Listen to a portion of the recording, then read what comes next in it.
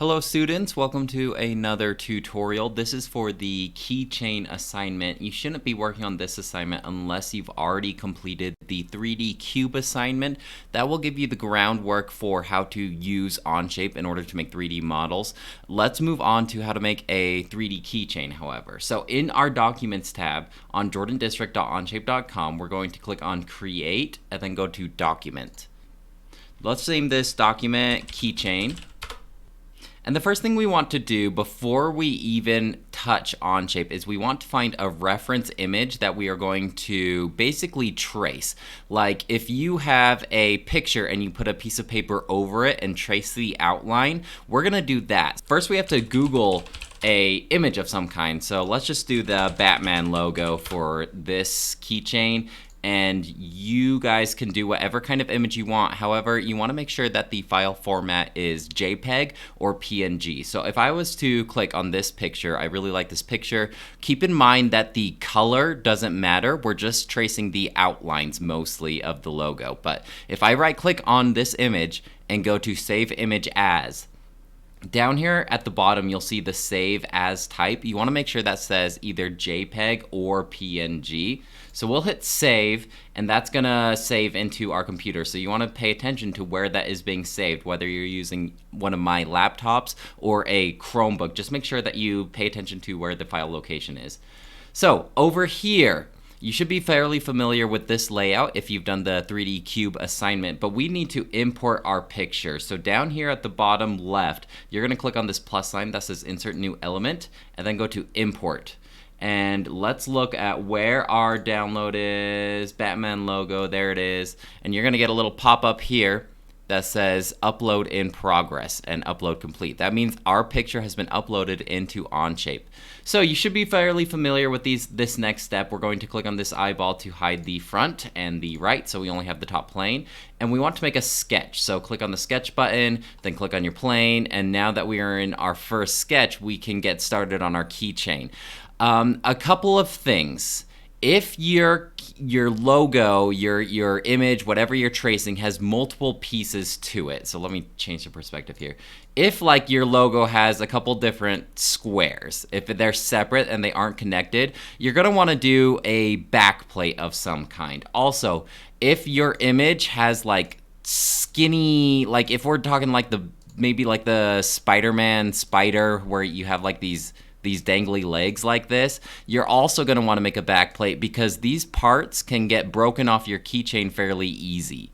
So let's just go ahead and make a backplate. In fact, for most of you guys, I would probably recommend doing a backplate. If you just wanted the Batman logo without a backplate, you could probably get away with that. However, just to keep things simple, let's assume that you are doing a backplate. So your backplate is basically what your logo is going to be extruding off of.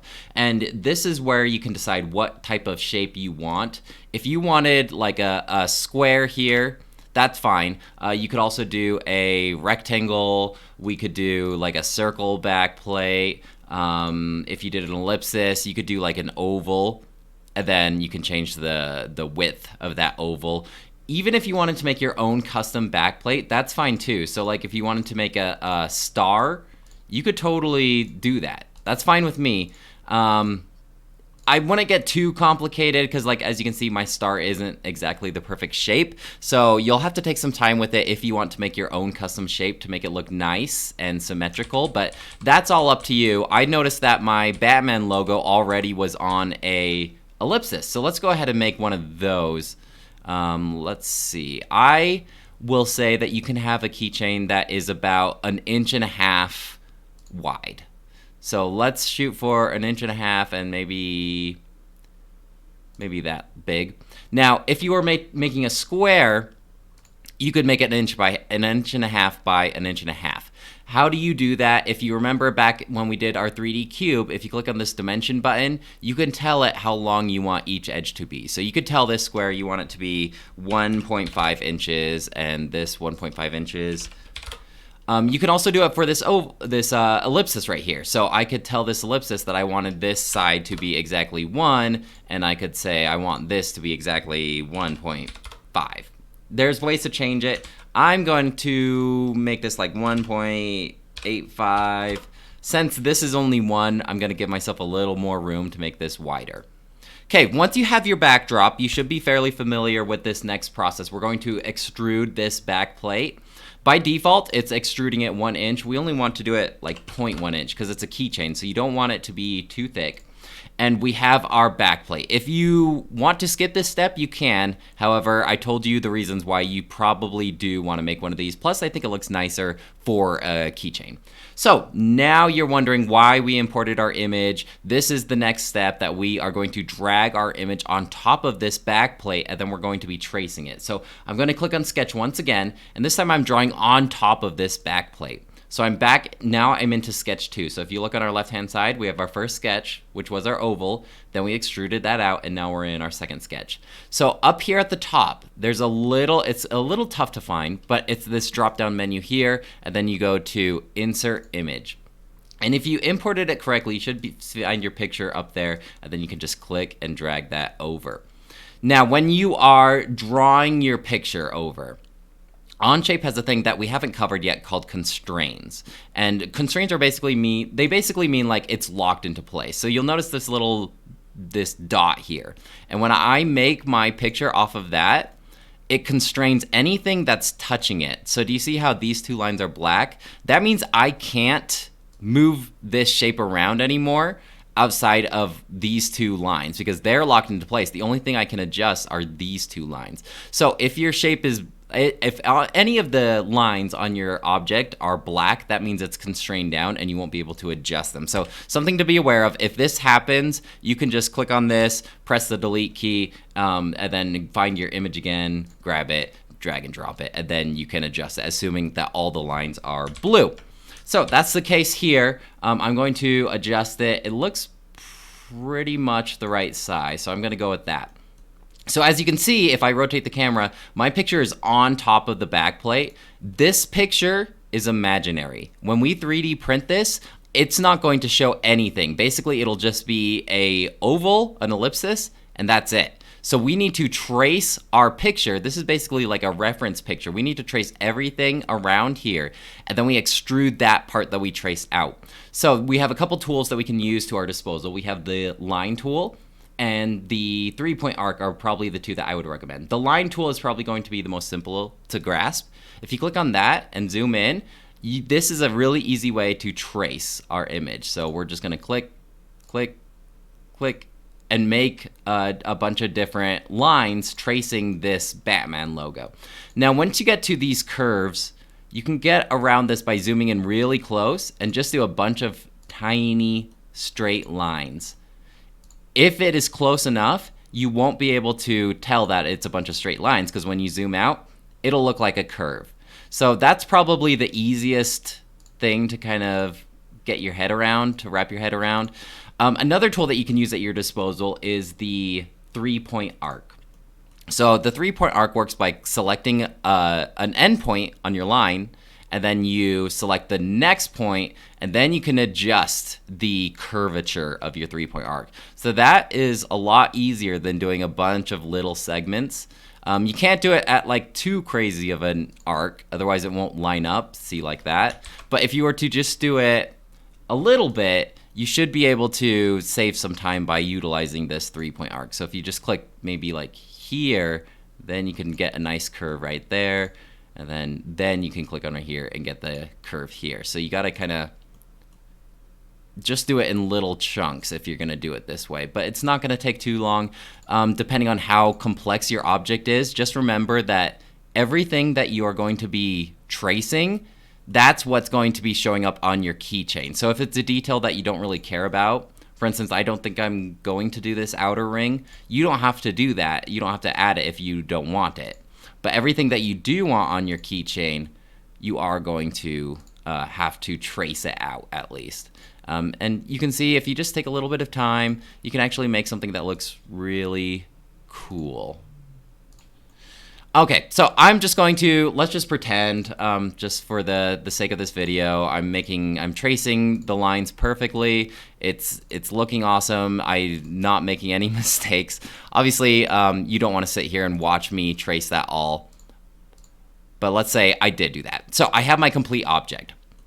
Okay, so real quick, this is a perfect example that I want to show you. This will happen sometimes when you're in your sketch, you think that you have your keychain all done, and you click this extrude button, and then it extrudes just this whole thing, and it's not doing your shape. And you're asking yourself, why? What's wrong with it? Well, let me go back into my sketch, and you want to make sure that it's a full, complete object, because if you zoom in really close, it's that picky. You want to make sure that there's no breaks in your object. So if you fill out this object here, even there, you can see that it didn't quite do it. That I should be able to get away with that, but just to be safe, we're going from point to point. And once it is a complete object, then it will successfully extrude. So that's just something to be aware of, why your shape might not be extruding. It might be because you have a break somewhere in your sketch. So check out for that.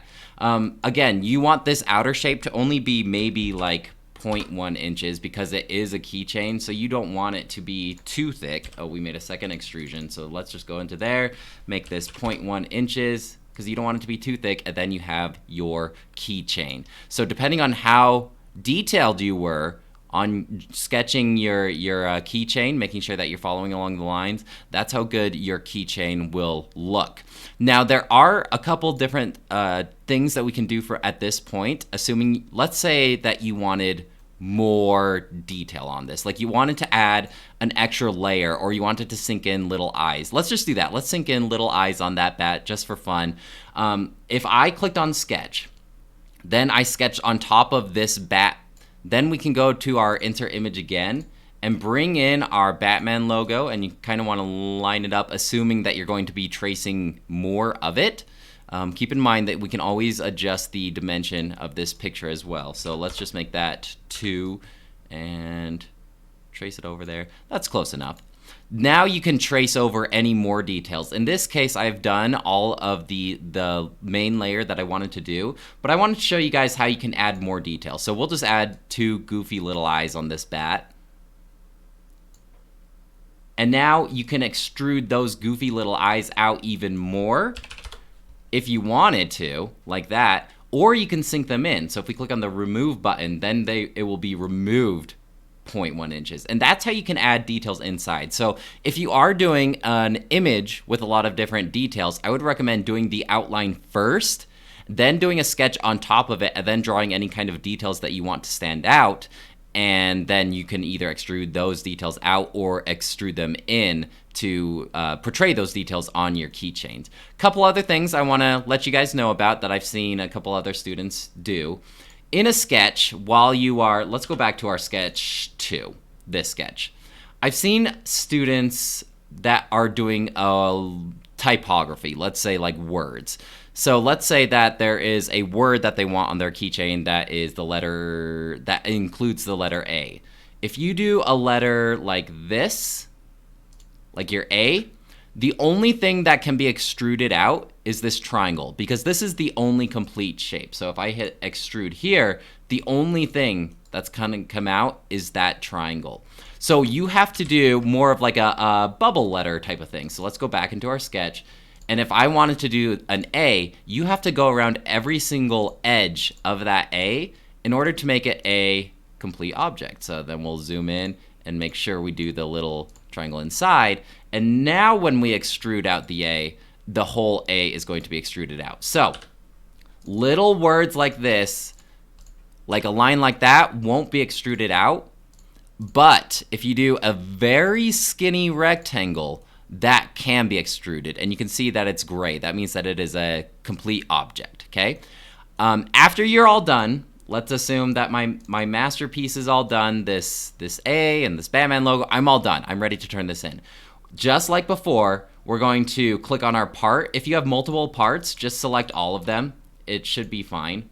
Click on all 3 of them, and then you're gonna right-click, go to Export, make the file name your first name underscore last name underscore keychain. Make sure the format is in STL format binary. Make sure the units are in millimeter, and then press export. And this is going to download onto your computer. Then you're going to go to Canvas, upload that STL file, and in the comments, tell me what color you want it to be. If you haven't been in class lately, I have all the colors that I have set up. If you haven't been in class lately, I have all the colors that I have set up in the 3D printers on the whiteboard. If not, just guess, and I guess I'll get the closest color possible that I have attached to it. If you don't tell me what color you want in the comments, I'll just guess what color you want and print it out in a random color. If you're fine with that, that's fine with me. Don't worry about a comment. I hope this has been informative for you. Feel free to email me or reach out if you have any questions, and I would love to help you out. Bye.